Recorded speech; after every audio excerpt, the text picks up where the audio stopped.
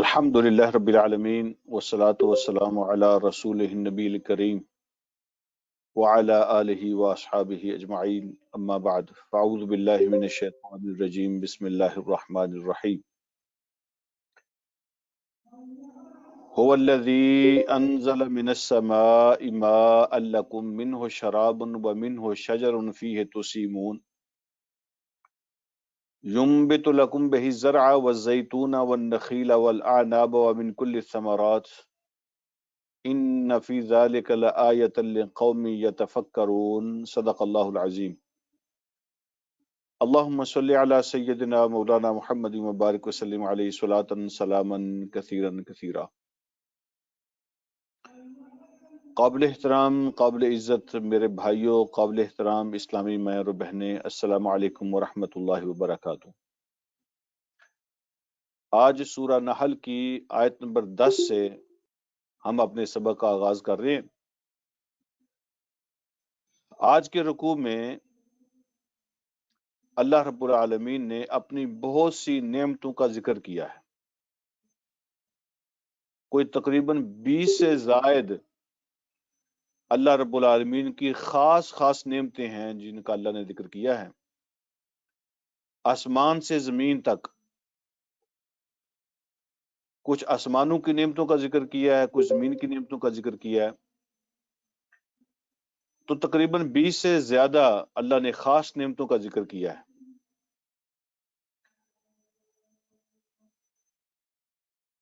ان کو پڑھ لیتے ہیں، ان پہ ڈسکس کر لیتے ہیں، بات کر لیتے ہیں، سمجھنے کی کوشش کرتے ہیں. اس کے بعد اختتام پہ میں آپ سے ایک بات عرض کروں گا کہ اللہ رب العالمین نے یہاں پہ اتنی بڑی لسٹ کیوں دی ہے نعمتوں کی. نعمتوں کے نام ہمارے استعمال کے لیے جو فوائد ہیں، جو بینیفٹس ہیں، وہ اللہ رب العالمین نے یہاں بیان فرمائے ہیں. تو ایسا کیوں کیا ہے؟ تو اگر میں بھول جاؤں سبق کے اختتام پر اس کیوں کا جواب دینا کہ اللہ نے یہاں اتنی بڑی لسٹ کیوں دی ہے، تو آپ میں سے کوئی مجھے یاد کرا دے تو ہم اپنے سبق کے رکوع کے جب اینڈ پہ پہنچیں گے تو پھر ہم ڈسکس کریں گے کہ اللہ رب العالمین نے اتنی بڑی لسٹ کیوں دی ہے. تو بلا تاخیر سبق کی طرف آتے ہیں. اللہ رب العالمین ارشاد فرماتے ہیں هو الذی انزل من السماء ماء لکم،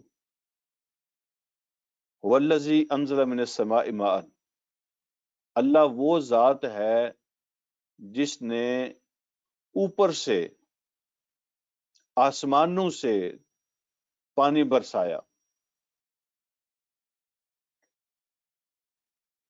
پانی آسمانوں سے نہیں آتا، یہ سب لوگ جانتے ہیں کہ پانی تو بادلوں سے آتا ہے، بارش تو بادلوں سے آتی ہے. جو ویل بلو دا اسکائی ہوتے ہیں وہ آسمان سے بہت نیچے ہیں. پھر اللہ رب العالمین نے پانی آسمانوں سے برسانے کی بات کیوں فرمائی ہے؟ تو جو لفظ ہے نا السماء، یہ اونچائی کے لیے بولا جاتا ہے، اوپر کے لیے بولا جاتا ہے. تو چونکہ بادل بھی اوپر ہوتے ہیں اور بارش اوپر سے آتی ہے، تو اس لیے اللہ رب العالمین نے آسمان کے لفظ سے یا سما کا لفظ کے لیے استعمال فرمایا. بادلوں کی طرف یعنی آسمانوں کی طرف سے آتی ہے اور بادل اوپر ہوتے ہیں، اس لیے اللہ رب العالمین نے السما کا لفظ استعمال فرمایا. اور اس کی مثالیں قرآن میں کئی جگہ پہ ملتی ہیں کہ اللہ رب العالمین اوپر سے جو چیز آتی ہے اس کے لیے سما کا لفظ استعمال فرماتے ہیں. لکم منہ شراب ومنہ شجر فیہ تسیمون. یہ جو بارش کا پانی آتا ہے تو اس کے دو بڑے فائدے یہاں ذکر فرمائے. تمہارے لیے اس میں پینے کا انتظام ہے، اور ومنہ شجر فیہ تسیمون، اور اس سے وہ غلے، وہ درخت اور وہ چیزیں اگتی ہیں جو تم اپنے مویشیوں کے کھانے کے لیے استعمال کرتے ہو، وہ گھاس، وہ فصلیں، وہ پودے، وہ درخت جن سے تمہارے مویشی کھاتے ہیں، تو صرف یہ بارش تمہارے لیے سرو نہیں کرتی، بلکہ تمہارے جانوروں کے لیے بھی یہی بارش جو ہے وہ خوراک کا انتظام کرتی ہے۔ تو یہ پانی ہے جس کے ذریعے سے اللہ رب العالمین تمہارے پینے کا بھی بندوبست کرتے ہیں، اور اس سے وہ فصلیں اور وہ باغات اور وہ کھیتیاں وہ اگتی ہیں جو تمہارے جانوروں کے کام آتی ہیں۔ اگلی بات اللہ رب العالمین ارشاد فرماتے ہیں، ینبت لکم بہ زرع والزیتون والنخیل والاعناب۔ اس آیت میں جو آج کے سبق کی دوسری آیت ہے، اس آیت میں اللہ رب العالمین نے سٹرابری کا بھی ذکر کیا ہے، ایپل کا بھی ذکر کیا ہے، بنانا کا بھی ذکر کیا ہے، اور پھر اس میں پستہ کا ذکر کیا ہے، بادام کا ذکر کیا ہے، اخروٹ کا ذکر کیا ہے، اور چرغوزے کا ذکر کیا ہے، مونگ پھلی کا ذکر کیا ہے۔ سردی ہیں اس لیے میں ان کے نام لے رہا ہوں۔ تو آپ حیران ہوں گے کہ کیا یہ پستہ بادام کا ذکر بھی قرآن میں موجود ہے، اور کیا سٹرابری اور بنانا بھی قرآن میں موجود ہیں، اور یہ آپ کے خربوز تربوز بھی سارے یہاں موجود ہیں۔ تو میں آپ کو بتاتا ہوں کہ اللہ نے ان کا کیسے ذکر کیا ہے۔ اللہ فرماتے ہیں، ینبت لکم بہ الزرع والزیتون والنخیل والاعناب۔ اگاتا ہے وہ تمہارے لیے اس بارش کے پانی سے زرع، فصلیں، کھیتیاں، اور پھر خاص طور پہ ذکر کیا والزیتون، اور وہ تمہارے لیے زیتون پیدا کرتا ہے اسی بارش سے، اور پھر خاص طور پہ فرمایا والنخیل، اور وہ تمہارے لیے کھجور پیدا کرتا ہے، اور پھر خاص طور پہ ذکر فرمایا والاعناب، اور پھر تمہارے لیے وہ انگور پیدا کرتا ہے۔ تو اللہ رب العالمین نے کچھ چیزوں کو اسپیسیفکلی بیان فرمایا، اس میں زیتون ہے، اس میں کھجور ہے، اس میں انگور ہے، اور یہ وہ مین فروٹ ہیں اور خاص چیزیں ہیں جو عرب کے ماحول کے اندر جن کی بڑی اہمیت تھی اور جو زیادہ پائی جاتی تھی۔ اور ویسے بھی یہ جو اولیو ہے، اور یہ جو ڈیٹس ہیں، کھجور ہے، اور یہ جو انگور ہے، یہ اللہ رب العالمین کی عجیب خوراک ہے، اللہ کی طرف سے جو تحفہ ملا ہوا ہے، اور اس کے اندر عجیب تاثیر ہے۔ اللہ نے ان کا خاص طور پہ الگ سے ذکر کیا کیونکہ عرب اس سے اچھی طرح واقف تھے۔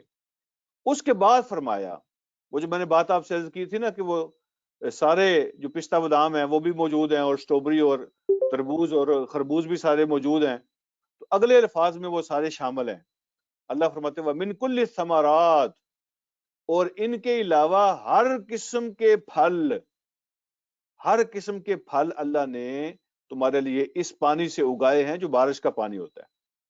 وَمِن كُلِّ الثَّمَرَاتِ کے اندر ہر وہ چیز آ گئی ہے جو آج ہم استعمال کرتے ہیں، جو فروٹ کی قسم ہے، جو ڈرائی فروٹ کی قسم ہے، اس کو اللہ رب العالمین نے وَمِن كُلِّ الثَّمَرَاتِ کہہ کے ان سب کو شامل کر دیا۔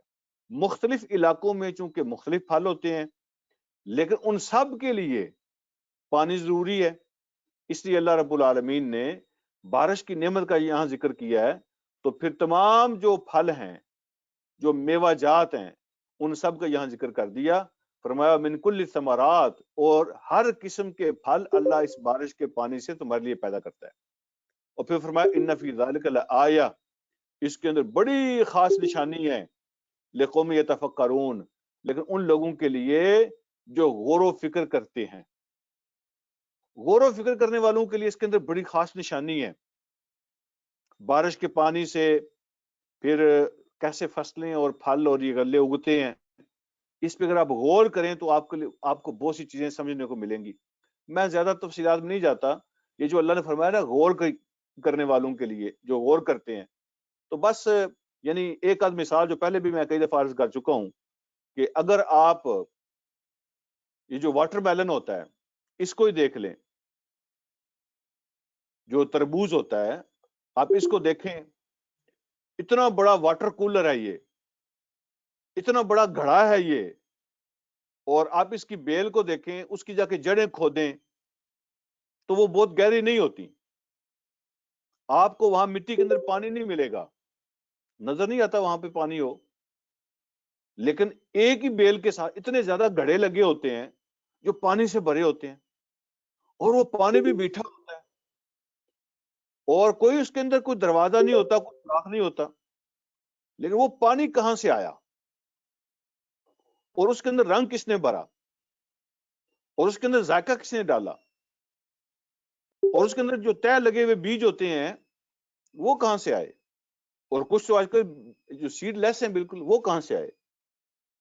اگر آپ انار کو توڑیں، اس کے بارے میں غور کریں کہ اتنی زبردست طریقے سے ان کی جو لیئرز بنی ہوئی ہیں، جو طے لگی ہوئی ہے یہاں پہ، یہ کس نے لگائی ہے، اور اتنا زبردست ذائقہ اس کے اندر کس نے ڈالا ہے، اور یہ رس اس کے اندر کس نے ڈالی ہے، یہ دانے کہاں سے آ گئے ہیں اور کیسے پیدا ہو گئے ہیں۔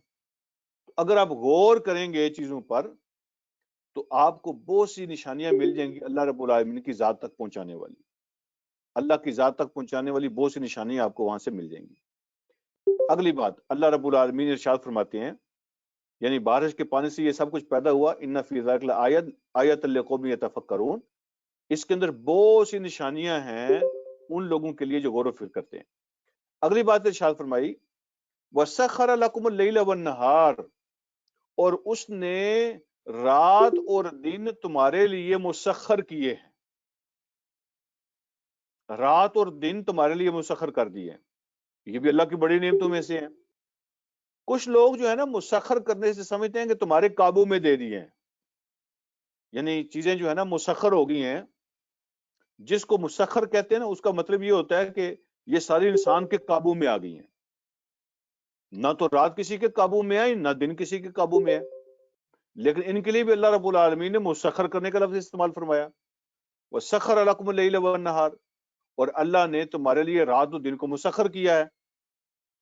تو سخرہ کا معنی یا مسخر کرنے کا معنی قابو میں دینا نہیں ہوتا، بلکہ اس کا ایک معنی تمہاری خدمت میں لگا دینا ہے، تمہارے لیے سروس دے رہے ہیں وہ، اللہ نے ان کو تمہاری خدمت میں لگا دیا ہے، قابو میں نہیں آ گئے تمہارے، وہ تمہاری خدمت میں لگ گئے ہیں، تمہیں سروس دے رہے ہیں۔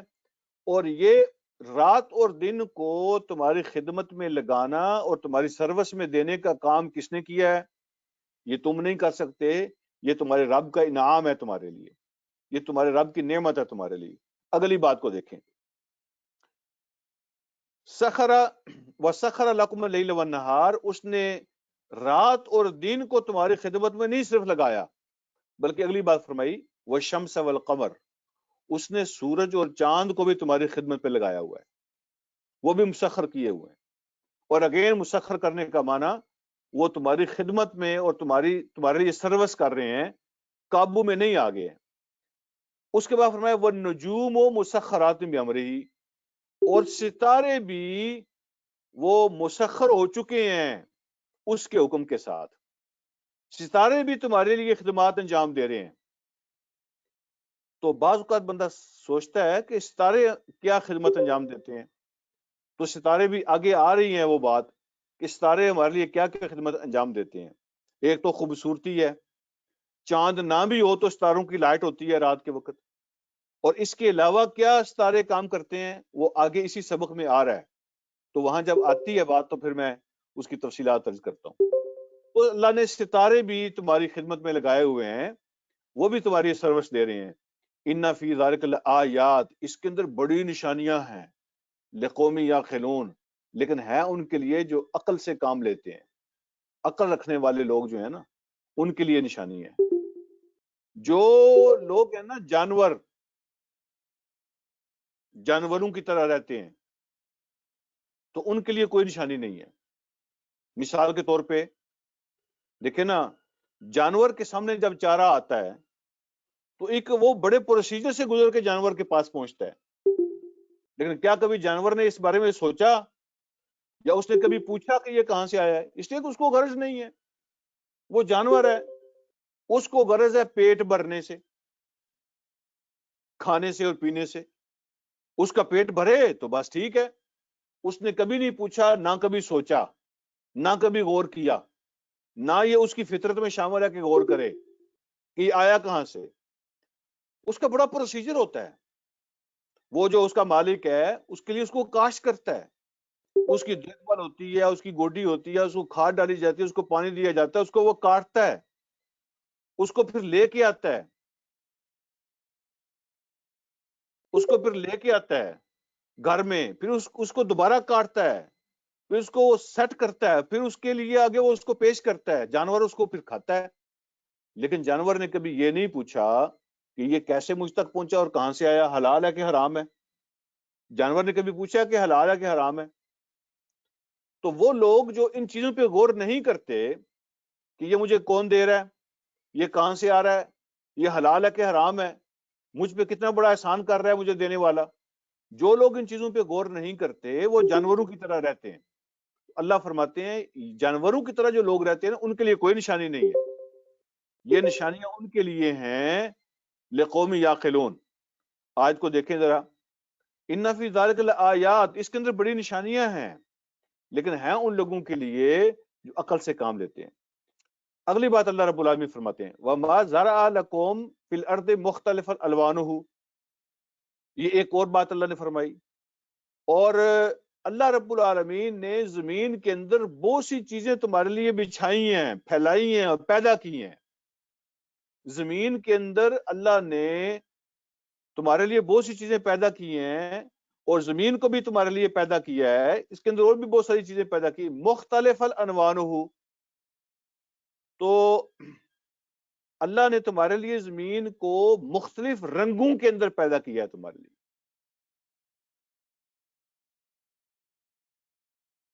زمین کے اندر پھیلی ہوئی باقی چیزیں، اللہ نے مختلف چیزیں تمہارے لیے زمین میں پیدا کی ہیں اور وہ زمین میں پھیلا رکھی ہیں، مختلف الانوانہ، اس کے رنگ مختلف ہیں، مختلف رنگوں کی چیزیں۔ کبھی آپ نے اس پہ غور کیا کہ یہ جو مختلف الالوانہ ہے، آپ نے مختلف رنگوں کے پہاڑ دیکھے ہوں گے، پہاڑوں کے بے شمار رنگ ہیں، ایک ہی پہاڑ میں بے شمار رنگ کی مٹی ہوتی ہے۔ اس کے بعد خود انسانوں کو کے بارے میں آپ دیکھیں، خود انسانوں کو اللہ نے کیسے پیدا کیا ہے، ہر ایک کی طبیعت دوسرے سے الگ، ہر ایک کا ٹیمپرامنٹ دوسرے سے الگ، ہر ایک کی پسند ناپسند دوسرے سے الگ، اس کی باڈی کے کلر الگ۔ تو اللہ رب العالمین انسانوں کو بھی مختلف، زمین میں آپ دیکھیں ریت اور مٹی، ریت اور مٹی کے کتنے رنگ ہیں، اور پھر آپ دیکھیں کہ اس کے علاوہ بہت سی چیزیں ہیں، پھلوں کے مختلف رنگ ہیں، ایک ہی قسم کے پھل ہوتے ہیں۔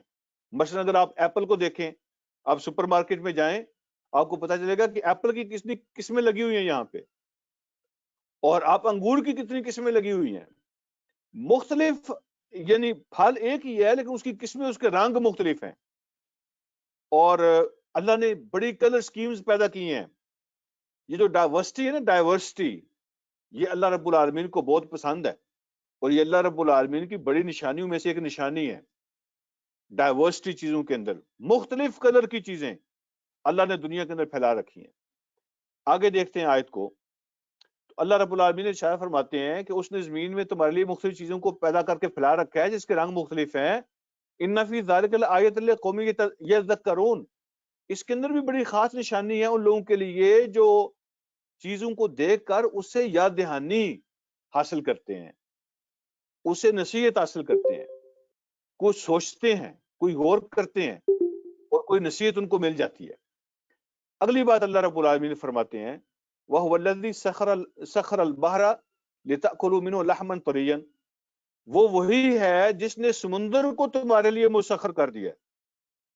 اب سمندر کو ہمارے قابو میں تو نہیں دیا نا اللہ پاک نے، سمندر کو ہماری خدمت میں لگا دیا ہے، سمندر بھی ہمارے لیے سروس پرووائڈ کر رہا ہے۔ تو اللہ نے سمندر کو تمہارے لیے مسخر کر دیا ہے۔ سمندر کا ایک فائدہ اللہ نے یہ بیان کیا لِتَأْكُلُوا مِنْهُ لَحْمًا طَرِيًّا، کہ تم اس میں سے تازہ گوشت نکال کے کھاتے ہو۔ تازہ گوشت سمندر سے اللہ رب العالمین یہ مچھلیاں ہمیں پرووائڈ کرتے ہیں۔ اور پھر دوسرا فائدہ یہ بیان کیا وَتَسْتَخْرِجُوا مِنْهُ حِلْيًا تَلْبَسُونَهَا، اور تم اس میں سے نکالتے ہو زیورات جس کو تم پہنتے ہو۔ سمندر کے اندر سے سونا نکلتا ہے، چاندی نکلتی ہے، ہیرے جواہرات نکلتے ہیں، کئی قسم کے پرز نکلتے ہیں، بے شمار قسم کے خزانے ہیں سمندر کے اندر۔ اللہ فرماتے ہیں طرح طرح کے پتھر، طرح طرح کی داتیں وہ سمندر کے اندر ہیں جن کو تم نکال کے اپنے زیور کے لیے استعمال کرتے ہو. لیکن کتنی باریکی کے ساتھ قرآن ہمارے ساتھ ساری چیزیں شیئر کر رہا ہے. پھر اللہ رب العالمین نے ایک اور بات ارشاد فرمائی. شاید تم سمجھتے ہو کہ یہ کشتی جو ہوتی ہے نا یا جو شپ ہوتا ہے تو اس کے اندر موٹریں لگی ہوتی ہیں، انجن لگے ہوتے ہیں، تو ان کی طاقت سے ہی چلتے ہیں. اللہ رب العالمین فرماتے ہیں وَتَرَى الْفُلْكَ مَوَاخِرَ فِيهِ، تم دیکھتے ہو کشتی کو کہ وہ پانی کا سینہ چیر کے آگے بڑھتی ہے، پانی کو دونوں طرف سے ایسے چیرتی ہے، کچھ پانی ادھر کچھ ادھر، اور وہ آگے بڑھتی رہتی ہے. ایسے پانی کے اندر اس کی چھاتی چیر کے، اس کا سینہ چیر کے جیسے درمیان سے کشتی آگے جا رہی ہوتی ہے. اور ہمارا کیا خیال ہے کہ یہ ہماری طاقت سے ہوتا ہے ایسا، یا وہ انجن کی اور موٹر کی طاقت سے ایسا ہوتا ہے؟ ایسا نہیں ہے. اللہ نے خود قرآن میں یہ بات ارشاد فرمائی ہے کہ ہم نے پانی کو حکم دیا ہوا ہے، پانی کو ہم نے حکم دیا ہوا ہے کہ وہ تمہارے لیے رستے پیدا کرے. جب تم کشتیاں اور جہاز اور شپ لے کے جاتے ہو نا پانی میں، تو ہم نے پانی کو حکم دیا ہوا ہے کہ تمہیں فیسیلیٹیٹ کرے، تمہارے لیے سہولت پیدا کرے، آسانی پیدا کرے، تمہیں رستے دے. یہ ہم نے پانی کو حکم کیا ہوا ہے. یہ تمہاری موٹر کی پاور نہیں ہے، اور نہ تمہارے انجن کی پاور ہے، اور نہ تمہارے شپ کی پاور ہے، نہ تمہارے یہ دماغ کا کمال ہے، یہ تمہاری ٹیکنیکس کا کمال نہیں ہے. یہ اللہ کا حکم ہے پانی کو کہ ورنہ پانی بڑی بلا ہے، بہت بڑی بلا ہے پانی. اس کے اندر بڑی طاقت ہے، بڑی پاور ہے، اور یہ ہمارے جہاز اور کشتیاں اس کا مقابلہ نہیں کر سکتے. آپ خود اندازہ کریں کہ زمین صرف 1/3 ہے اور باقی 2/3 پانی ہے. زمین جو ہے نا، یہ جو کائنات ہے، یہ جو دھرتی ہے، اس میں 2/3 پانی ہے اور 1/3 صرف زمین ہے.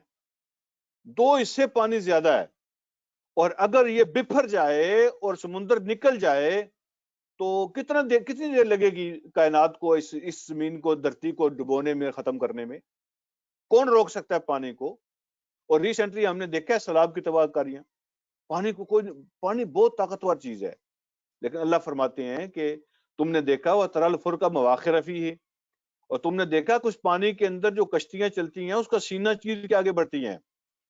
اور یہ ہم نے پانی کو کیوں حکم دیا ہوا ہے؟ لِتَبْتَغُوا مِنْ فَضْلِهِ، تاکہ تم اللہ کا فضل تلاش کرو.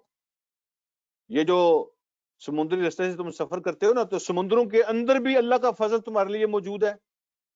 اور یہ جو سمندر ہیں، یہ پانی جو ہے نا، یہ ٹریڈ وے ہے تمہارے لیے، ٹریڈ وے ہے، یہ بزنس کا راستہ ہے تمہارے لیے. تم پانی کے اوپر سے چل کے ایک ملک سے دوسرا ملک، ایک کانٹیننٹ سے دوسرا کانٹیننٹ، ایک دنیا سے دوسری دنیا، تو تم سفر کرتے ہو، اللہ کا فضل تلاش کرتے ہو. تو اللہ رب العالمین نے پانی کو تمہارے لیے ٹریڈ وے بنایا ہوا ہے، اس کے اندر تمہارے لیے بے شمار روزی رکھی ہوئی ہے. لِتَبْتَغُوا مِنْ فَضْلِهِ، تاکہ تم اللہ کا فضل اور وہ روزی تلاش کر سکو. وَلَعَلَّكُمْ تَشْكُرُونَ، اور تاکہ تم اللہ کا شکریہ ادا کرو. اللہ کا شکریہ ادا کرو. اتنی نعمتیں حاصل کرنے کے بعد بندہ شکریہ ادا نہیں کرتا. عام طور پہ پتہ ہے شکریہ کب لوگ ادا کرتے ہیں؟ عام طور پہ لوگ شکریہ ادا کرتے ہیں جب کوئی نعمت چھن جائے، جب کوئی نعمت چھن جائے تو اس کا پھر احساس پیدا ہوتا ہے کہ یہ کتنی بڑی نعمت تھی، اور بندے کے اندر شکر کے جذبات پیدا ہوتے ہیں. جب وہ پاس ہوتی ہے تو شاید لوگ احساس نہیں کرتے. مثال کے طور پہ صحت کتنی بڑی نعمت ہے، جب بندہ بیمار ہوتا ہے تو اس کا احساس ہوتا ہے. اور پھر گھر کتنی بڑی نعمت ہے، جو ہوم لیس ہے ان سے پوچھیں، جب یہ گھر نہیں ہوتا تو پھر اس کی نعمت کا احساس ہوتا ہے. ابھی جو لوگ سڑکوں میں بیٹھے ہوئے ہیں، پاکستان میں سیلاب آیا ہوا ہے، اللہ تعالیٰ سب پہ رحم فرمائے، ان سے پوچھیں گھر کتنی بڑی نعمت ہے. جو بندہ جاب لیس ہو جاتا ہے اس کو پتہ چلتا ہے جاب کتنی بڑی نعمت ہے. اور پھر اور تو چھوڑیں، جب بندے کے دانت نہیں رہتے، خراب ہو جاتے ہیں، یا ان میں درد ہو جاتی ہے، تو پھر اندازہ ہوتا ہے کہ یہ کتنی بڑی نعمت ہے جو اللہ نے ہمیں عطا فرمائی ہوئی ہے. آنکھیں صحیح طرح دیکھ نہیں سکتی، نعمت کا احساس ہوتا ہے. کان جب صحیح طرح سن نہیں سکتے تو نعمتوں کا احساس ہوتا ہے. تو لوگوں کو نعمتوں کا احساس ہوتا ہے جب وہ نہیں رہتی. ایک تو یہ طریقہ ان کو احساس کرنے کا، اور دوسرا عام طور پہ طریقہ یہ ہوتا ہے کہ جب لوگ استعمال کرتے ہیں اور ان نعمتوں کے فوائد اور بینیفٹس ان کے سامنے آتے ہیں تو پھر ان کو احساس ہوتا ہے کہ یہ کتنی بڑی چیزیں ہیں جو ہم استعمال کر رہے ہیں. عام طور پہ روٹین کی لائف کے اندر بندہ احساس ہی نہیں کرتا. اللہ فرماتے ہیں اتنا سب کچھ تمہیں دیا ہوا ہے لعلکم تشکرون، تاکہ تم اللہ کا شکریہ ادا کرو. اس کے بعد اگلی آیت دیکھیں. اللہ رب العالمین نے فردر اپنی نعمتوں کا ذکر کیا. تو یہ وہ نعمت ہے جو میں نے ستاروں کے لیے بات کی تھی نا، آگے وہ آ رہی ہے اگلی آیت کے اندر. اللہ فرماتے ہیں القا فی الارض رواسیہ ان تمید بکم، اور اللہ رب العالمین نے زمین میں پہاڑوں کو گاڑ دیا. زمین میں پہاڑوں کو گاڑ دیا ٹینٹ پن کے طور پہ. ٹینٹ پن نہیں ہوتی جو خیمے کو ٹینٹ کو سنبھالنے کے لیے ہم قلعہ لگاتے ہیں، پن لگاتے ہیں زمین میں. تو اللہ نے پہاڑوں کو زمین میں ٹینٹ پن کے طور پہ گاڑ دیا انت مید بکم، کہ یہ لڑک نہ جائے، ان بیلنس نہ ہو جائے اور تمہیں لے کے ایک طرف جھک نہ جائے. زمین پہ زندگی گزارنا ممکن نہیں ہے اگر یہ شیک ہوتی رہے. یہ کبھی کبھی اللہ نشانی دکھاتے ہیں نا، ہلکے لیول کے زلزلے آتے ہیں. تو اگر یہ زمین جو ہے نا وہ شیک ہوتی رہے، کیا اس پہ زندہ رہنا ممکن ہے؟ یا ایک طرف لڑک جائے، ایک طرف الٹ جائے. یہ جو زمین ہے نا کہیں سے پتلی ہے، اس کی لیر ہے، اور کہیں سے موٹی ہے، اور یہ پانی پہ کھڑی ہے، اس کے اندر بے شمار گیسز ہیں.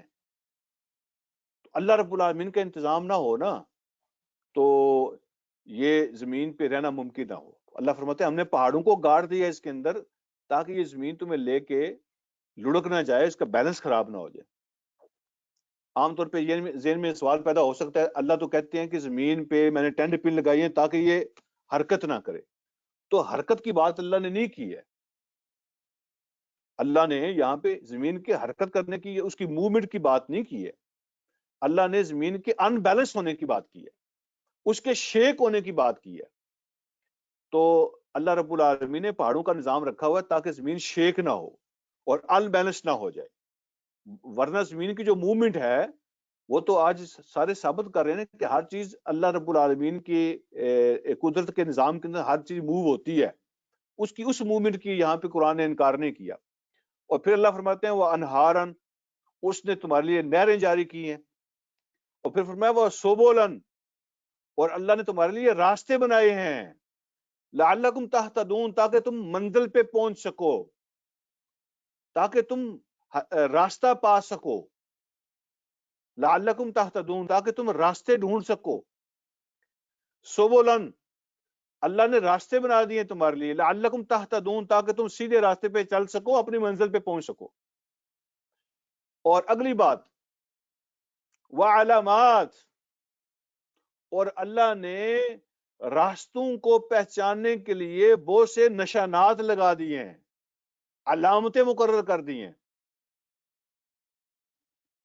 اللہ رب العالمین نے زمین پر علامتیں بنائی، کچھ سائن بنائے ہوئے ہیں، لینڈ مارکس ان کو کہتے ہیں، لینڈ مارکس. اللہ نے زمین میں نشان بنائے ہوئے ہیں، اور اگر یہ نشان نہ ہوتے نا تو پھر بھی انسان یہاں پہ اس کا ممکن نہیں تھا یہاں پہ زندگی بسر کرنا. مثال کے طور پہ یہ زمین کی نشانیاں ہوتی ہیں جس سے میں اندازہ ہوتا ہے کہ میرا گاؤں یہاں سے سٹارٹ ہو گیا ہے، اب فلاں گاؤں آ گیا ہے، یہ فلاں شہر ہے، یہ فلاں ملک ہے. میں ناروے سے نکل کے ڈنمارک میں آ گیا ہوں، ڈنمارک سے نکل کے سویڈن میں آ گیا ہوں، میں اسپین سے اٹلی میں آ گیا ہوں، اور میں اب فرانس سے یو کے میں آ گیا ہوں. یہ کیسے ہم پہچانتے ہیں؟ اس کی نشانیاں ہوتی ہیں. میں اپنے گھر سے نکلا ہوں تو یہ اب مسجد آ گئی ہے، یہ گلی مسجد والی گلی ہے، یہ میرا گھر آ گیا ہے. تو یہ ساری باتیں ہم کیسے پہچانتے ہیں؟ علامتوں سے، نشانیوں سے. لیکن جن راستوں پہ ہم سفر کرتے ہیں تو ہم روزانہ کو گلیوں کے نام تھوڑے ہی پڑھتے ہیں، ہم سڑکوں کے نام پڑھ کے تھوڑے ان پہ موو ہوتے ہیں. جن راستوں کا ہمیں پتہ ہوتا ہے تو ہم خود علامتوں سے ان کو پہچان، یہ کونا آ گیا اب یہاں سے رائٹ کرنا ہے، یہ کونا آ گیا اب یہاں سے لیفٹ کرنا ہے، اب یہ چیز آ گئی یہاں سے آگے جانا ہے.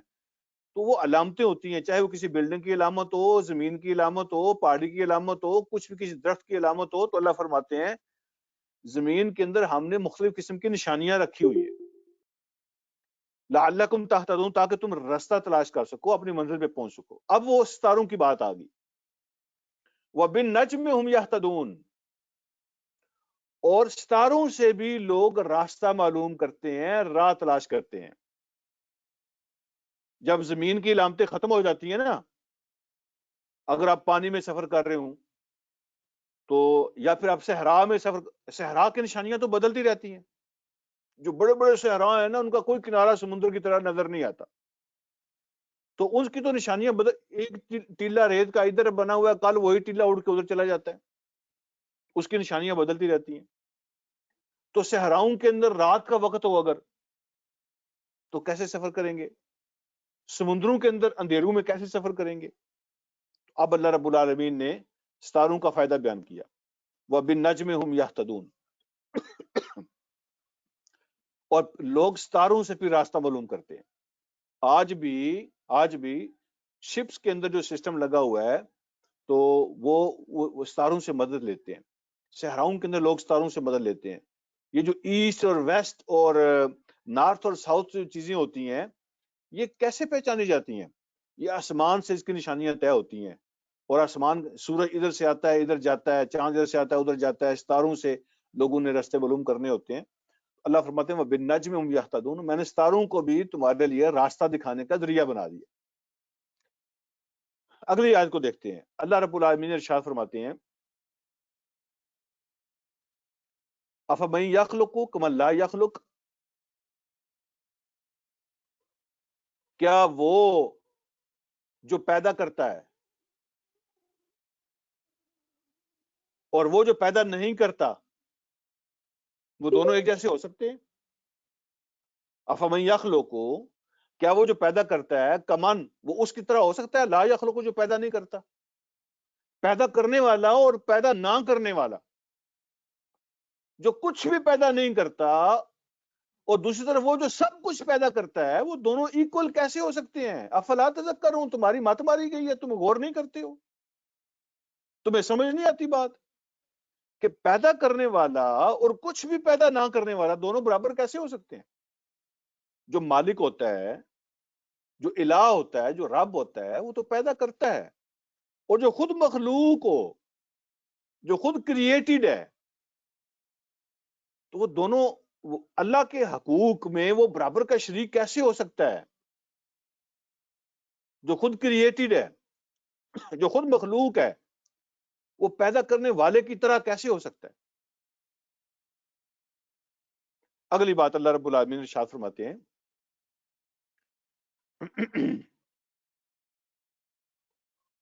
یہ ساری لسٹ بیان کرنے کے بعد نہ فرمایا وَإِن تَعُدُّوا نِعْمَتَ اللَّهِ لَا تُحْصُوهَا، شکریہ ادا کرنا تو پھر دور کی بات ہے، اگر تم گننا چاہو اللہ کی نعمتوں کو، لا تحصوها، کہ تم اس کو گن نہیں سکتے ہو، تم اللہ کی نعمتوں کو شمار کرنا چاہو نا تو شمار نہیں کر سکتے، گن نہیں سکتے۔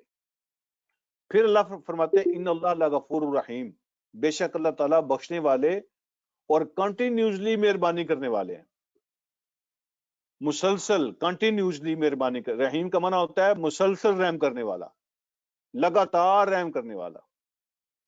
بے شک اللہ بہت معاف کرنے والے ہیں اور لگاتار مسلسل رحم کرنے والے ہیں، کنٹینیوسلی۔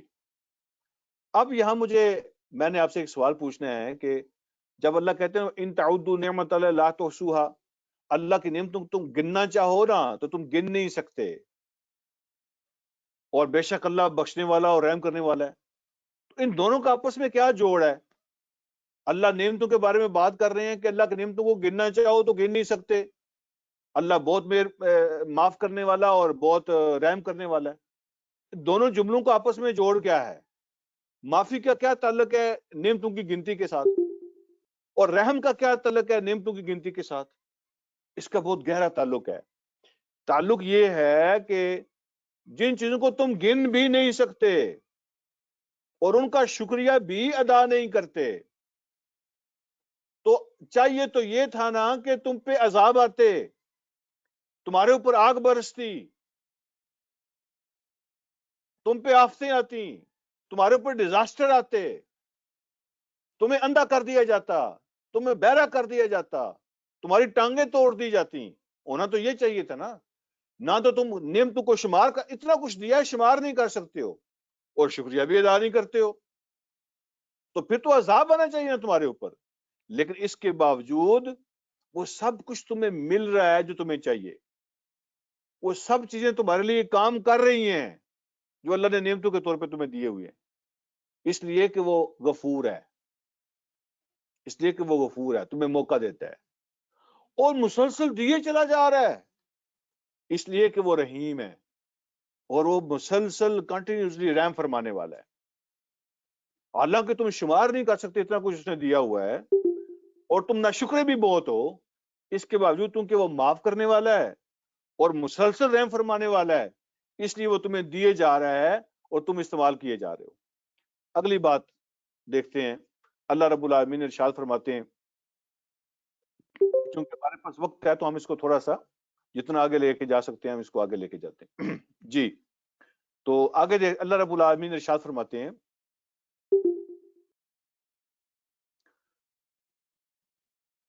والذین واللہ یعلم ما تسرون وما تعلنون، واللہ یعلم ما تسرون وما تعلنون، اللہ ہر چیز سے واقف ہے، وہ خوب جانتا ہے جو کچھ تم چھپاتے ہو اور جو کچھ تم ظاہر کرتے ہو.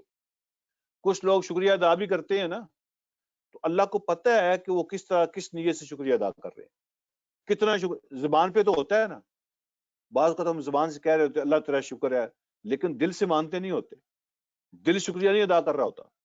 اصل میں ہم اللہ رب العالمین کی نعمتوں کے احساس میں نہیں ہوتے، بس ویسے زبانیں کہہ رہی ہوتی. تو اللہ سب کچھ جانتے ہیں، جو کہ تم چھپاتے ہو، جو کہ تم ظاہر کرتے ہو، تم کیا ہو کیا نہیں ہو، اللہ سے تم چھپ نہیں سکتے ہو، ہر چیز کے بارے میں وہ جانتا ہے. اگلی بات اللہ فرماتے ہیں، والذین یدعون من دون اللہ لا یخلقون شیئا وهم یخلقون، جن کو تم پکارتے ہو اللہ کے مقابلے میں، اللہ کو چھوڑ کے اللہ کے علاوہ جن کو تم پکارتے ہو اور جن سے دعائیں مانگتے ہو، جن کی تم عبادت کرتے ہو، لا یخلقون شیئا، وہ کوئی چیز پیدا نہیں کر سکتے، وہ کچھ بھی نہیں بنا سکتے، کچھ بھی، شیئا وہم یخلقون، وہ تو خود بنائے ہوئے ہیں، وہ تو خود پیدا کیے گئے ہیں، وہ تو خود کریٹڈ ہیں. بتوں کی بات اللہ کر رہے ہیں جن کی تم پوجا کرتے ہو، جن کے سامنے جا کے دعائیں مانگتے ہو، جن کو بہت کچھ سمجھتے ہو. اللہ فرماتے ہیں جن کو تم پکارتے ہو نا اللہ کے مقابلے میں، تو لا یخلقون شیئا، کچھ بھی پیدا نہیں کر سکتے، نہ تمہارے لیے بارشیں لا سکتے ہیں، نہ روزی کا روٹی کا بندوبست کر سکتے ہیں، نہ صحت و بیماری، نہ اولاد دے سکتے ہیں، نہ کچھ بھی نہیں کر سکتے. وہم یخلقون، ان کی آنکھیں تم نے بنائی ہیں، ان کے ناک تم نے بنائے ہیں، ان کا منہ تم نے بنایا ہے، ان کا سر تم نے بنایا ہے، وہ تو خود کریٹڈ ہیں. اور اگر زندہ ہوں نا، یہ تو بتوں کی بات ہوگی، جو زندہ بھی ہوں جن کو تم اللہ کے مقابلے میں پکارتے ہو، تو وہ زندہ بھی خود پیدا کیے ہوئے ہیں، وہ خود کوئی چیز پیدا نہیں کر سکتے، وہ کچھ بنا نہیں سکتے، وہ خود پیدا کیے گئے ہیں. پھر اللہ رب العالمین نے اگلی بات ارشاد فرمائی، اللہ فرماتے ہیں اموات، وہ تو یعنی مردہ ہیں، غیر احیاء، زندہ نہیں ہے. اموات غیر احیاء، وہ مردہ ہیں، زندہ نہیں ہیں. اچھا جی، یہ جو لفظ ہے نا وہ مردہ ہیں زندہ نہیں ہیں، تو یہ تو بتوں کے بارے میں تو نہیں نہ ہو سکتا. بتوں کے بارے میں تو ہر بندہ سمجھتا ہے نا کہ وہ مردہ ہیں. تو یہاں پہ اللہ رب العالمین نے وہ جو ہیومن گاڈز ہوتے ہیں نا، یہ جو زندہ خدا لوگوں نے بنائے ہوتے ہیں، اللہ نے ان کی بات کی ہے کہ جب وہ دنیا سے چلے جاتے ہیں تو پھر لوگ ان کو پوجنا شروع کر دیتے ہیں، ان کی باتیں شروع ہو جاتی ہیں. ٹھیک ہے، یہ جو ہیومن گاڈز ہیں نا ان کی بات ہو رہی ہے. کوئی سوال کر سکتا ہے کہ ہسٹری میں کیا کبھی ہیومن گاڈز ایسے رہے ہیں؟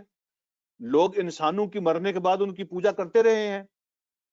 ہاں جی، کرتے رہے ہیں، بالکل. اگر آپ نے حج عمرہ کیا ہے تو جو صفا اور مروہ کی پہاڑیاں آپ نے دیکھی ہوں گی، یہ اسحاق اور نائلہ کے دو بت ہوتے تھے یہاں پہ. اور وہ کون تھے؟ وہ انسان ہی تھے نا. ان کے مرنے کے بعد ان کے بت بنا کے یہاں رکھ دیے گئے. وہ جو 360 خدا حرم کے اندر رکھے ہوئے تھے، وہ کن کے بت بنے ہوئے تھے؟ وہ انسانوں کے بنے ہوتے تھے، یہ فلاں یہ فلاں یہ فلاں۔ یہ جو لات اور عزا تھے ان کے بت، یہ انسان ہی تھے جن کے مرنے کے بعد ان کے بت بنائے ہوئے تھے۔ اور سورہ نوح کے اندر اللہ پاک نے جن بتوں کا نام لیا، یہ ود اور یہ یعوث اور یعوق اور نصر اور یہ ساری، یہ کون تھے؟ یہ انسان ہی تھے نا جن کے مرنے کے بعد ان کے بت بنا کر ان کی پوجا کی جاتی ہے۔ اللہ رب العالمین ارشاد فرماتے ہیں جن کے بارے میں تم کہتے ہو نا کہ یہ مشکلیں حل کر دیں گے، یہ جناب روزی روٹی کے دروازے کھول دیں گے، اور یہ جناب اولاد دے دیں گے، پتہ نہیں کیا کیا کر دیں گے، تو یہ اموات غیر احیاء، وہ تو مردہ ہیں، زندہ نہیں ہیں۔ وما یشعرون ایان یبعثون، ان کو تو خود نہیں پتا، وہ خود نہیں جانتے کہ ان کو کب اٹھایا جائے گا، وہ نہیں جانتے کب اٹھائے جائیں گے، وہ تو اپنے انجام کے بارے میں بے خبر ہیں، وہ تو اپنا انجام نہیں جانتے کیا ہوگا کب ہوگا، تمہیں اللہ سے کیسے بچائیں گے؟ وہ تو خود اپنے بارے میں نہیں جانتے۔ وما یشعرون ایان یبعثون۔ آگے اللہ رب العالمین ارشاد فرماتے ہیں، جلدی جلدی ذرا باقی آیات کا ترجمہ بھی دیکھ لیتے ہیں، سیم ہی مضمون ہے، زبردست توحید کی اللہ رب العالمین نے یہاں پہ دعوت دی ہے۔ وما یشعرون ایان یبعثون، وہ خود نہیں جانتے کہ ان کو کب پیدا۔ چھوٹا سا جو اگلا رکوع ہے نا وہ چھوٹا سا ہے، میں اس کا ترجمہ کر دیتا ہوں تاکہ اس کو بھی ساتھ شامل کر لیں۔ الہکم الہ واحد، تمہارا الہ ایک ہی الہ ہے، وہ ایک ہی ہے۔ فالذین لا یؤمنون بالآخرۃ قلوبہم منکرہ، وہ لوگ جو آخرت کو نہیں مانتے ان کے دل اصل میں انکار پہ اڑے ہوئے ہیں۔ وہ جو آخرت کے لیے آخرت کو ماننا ان کے لیے مشکل ہو رہا ہے نا، قلوبہم منکرۃ، ان کے دل اصل میں ان کے اندر انکار کھب گیا ہے۔ وہم مستکبرون، اور وہ تکبر میں آگے ہیں، وہ غرور میں آگے ہیں۔ یہ تکبر اور غرور جو اپنے آپ کو بڑا سمجھتے ہیں اور خود اپنے آپ کو خدا مانتے ہیں، اس لیے وہ کسی اور کو ماننے نہیں دیتے۔ غرور اور تکبر میں سرکشی میں آگے ہیں، وہ حدوں کو کراس کر رہے ہیں، اور اپنی جو انسان ہونے کی لمٹس ہے نا ان کو کراس کر رہے ہیں وہ، اس لیے وہ آخرت کو نہیں مانتے۔ کہتے ہیں کون ایسا ہو سکتا ہے جو مرنے کے بعد اٹھا لے گا، کون ایسا ہو سکتا ہے جو حساب کتاب کر لے گا، بندہ مار کے مٹی ہو جاتا ہے۔ یہ سب جو ہے نا اپنی حدوں کو کراس کرنے کی نشانیاں ہیں، وہ اپنی حدوں کو کراس کر رہے ہیں، ان کے اندر انکار بس کیا ہے۔ اللہ فرماتے ہیں لا جرم، کوئی شک نہیں ہے، ان اللہ، بے شک اللہ۔ یہ دیکھیں نا ڈبل ڈبل تاکید یہاں پہ آ گئی ہے۔ لا جرم کا معنی بھی یہی ہوتا ہے وداؤٹ اینی ڈاؤٹ، اور انا کا معنی بھی ہوتا ہے وداؤٹ اینی ڈاؤٹ، بے شک، دونوں کا معنی بے شک ہوتا ہے۔ جب یہ دونوں اکٹھے آ گئے ہیں اس کا مطلب یہ ہے کہ کوئی گنجائش ہی نہیں ہے شک کرنے کی۔ لا جرما، کوئی شک والی بات نہیں ہے، ان اللہ، بے شک اللہ تعالی، یعلم ما یسرون وما یعلنون، جو کچھ ان کے دلوں میں اللہ وہ بھی جانتا ہے، اور جو کچھ یہ ظاہر کرتے ہیں اللہ وہ بھی جانتا ہے۔ ان اللہ لا يحب المستكبرین، اللہ کو ذرا پسند نہیں آتے وہ لوگ جو سرکشی کرتے ہیں، تکبر کرتے ہیں، غرور کرنے والے، حدوں کو کراس کرنے والے اللہ کو بالکل پسند نہیں ہے۔ وَإِذَا قِيلَ لَهُمْ، اور جب ان سے پوچھا جاتا ہے ماذا انزل ربکم، ان سے کہا جاتا ہے کہ تمہارے رب نے کیا نازل کیا، قالوا اساطیر الاولین، وہ کہتے ہیں کچھ نہیں ہے بس پہلے لوگوں کی کہانیاں ہیں۔ یہ تھوڑا سا اس کا دو لفظی بیک گراؤنڈ ہے وہ سمجھ لے۔ مکہ کے بھی اور مدینہ کے اندر بھی جب نبی علیہ السلام تشریف لے گئے تھے تو جب بھی کوئی مکہ کا بندہ جاتا تھا نا باہر قبیلوں میں جو سراؤنڈنگ علاقوں میں رہتے تھے لوگ، وہ پوچھتے تھے اچھا جی وہ جو نیا نبی آیا ہے جس نے دعویٰ کیا ہے کہ وہ وحی آتی ہے اس کے اوپر، تو کوئی نئی وحی آئی ہے، کوئی نئی بات آپ نے سنی ہو؟ تو مدینہ کے لوگ بھی جب باہر نکلتے تھے تو یہود و نصارہ اور باقی لوگ ان سے پوچھتے تھے اچھا جی کوئی نئی وحی آئی ہو؟ تو یہ جو منکر تھے نا، جو دشمن تھے، جب مدینہ کی یہودی باہر جاتے تھے لوگ ان سے پوچھتے تھے کوئی نئی بات، جب مکہ کے کافر باہر جاتے تھے شام میں، سیریا میں، ادھر یمن میں، ادھر جاتے تھے لوگ ان سے پوچھتے تھے بھائی نئی کوئی بات، وہ جو آپ کے علاقے میں جو نبی آیا ہوا ہے اس نے کوئی نئی بات؟ وہ کہتے تھے کچھ نہیں ہے، اساطیر الاولین، وہ کہانیاں ہیں پہلے لوگوں کی اور کچھ نہیں ہے، بس فکر کرنے کی بات نہیں ہے، یہ ایسے ہی قصے سناتا رہتا ہے وہ۔ یہ جو لفظ ہے نا اساطیر الاولین، اس پہ غور فرمائیں۔ اساطیر جو ہے نا کچھ لوگوں کا خیال یہ ہے کہ یہی لفظ انگلش میں ٹرانسفر ہوا ہے، اساطیر کا معنی ہوتا ہے سٹوریز، سٹوریز، کہانیاں، اولین پہلے لوگوں کی. یہ انگلش کا لفظ ہے سٹوریز، وہ کہتے ہیں اصل میں اساطیر سے ہی بنا ہے. اساطیر کی شکل بگڑ کے نا، جیسے جبل الطارق ہے تو انہوں نے جبرالٹر بنا دیا ہے. جبل الطارق کو انگلش میں پھر جبرالٹر کر دیا. تو اساطیر جو ہے نا، جیسے الارض ہے، ارض یہ قرآن کا زمین کا، اور اسی کو ارتھ بنا دیا، انگلش میں ارتھ آ گیا. یہ تو یہ جو اساطیر ہے، یہ اسٹوریز جو کہی جاتی ہے انگلش میں، یہ اصل میں اساطیر سے ہی لفظ جو ہے نا انگلش میں جا کے بگڑ کے سٹوریز بن گیا.